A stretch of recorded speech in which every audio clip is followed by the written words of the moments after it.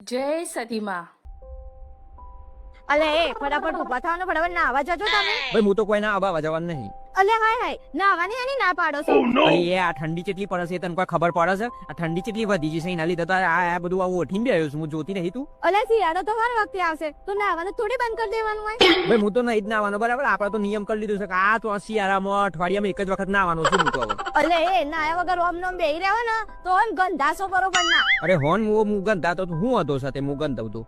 અલે એ મુવા પાડા ઉભા થઈ જા નકર હું નાવા લઈ જાય ને તો પેલી ચકલી નીચે બેહાર દે ઠંડા બરફ જેવા પાણીમાં. એ સોની મની ચકલી વાળી તને કોઈ બોન પડે છે? હું એ ઠંડા પાણી ચકલી ની ન હોઉં તો પછી હું પેલી કોકી બહુ ના જેમ કોકા જેવું થઈને બેસી જાઉં. એક ના કરતા કોમ કર, પેલા ગેસ ઉપર થોડું પાણી મૂકી દેતે, થોડું ગરમ પાણીથી હું નહીં લઉં. અલે એ સોના ગેસ નો ભાવ ઓબળે છે કે ગરમ પાણી મૂકવાનું કો. અરે રે આ બૈરાનો તો કેટલો ત્રાસ છે. કોમ કર, પેલું વીજળીનું મશીન આવે છે ને પેલું પાણી ગરમ કરવાનું, ઈમાં મૂકી દે તું ફટાફટ. કોણ લાવી છે મશીન? તમારા બાપ ગોતરમાં કોઈ મશીન લાવી છે? અરે લે હાય હાય, આ તને કેટલા રૂપિયા હું આલું છું તો આ બધા પૈસાનું હું કરીશ? કોક દાત એકાદ એવું કોમની વસ્તુ તું લાય ઘરમાં.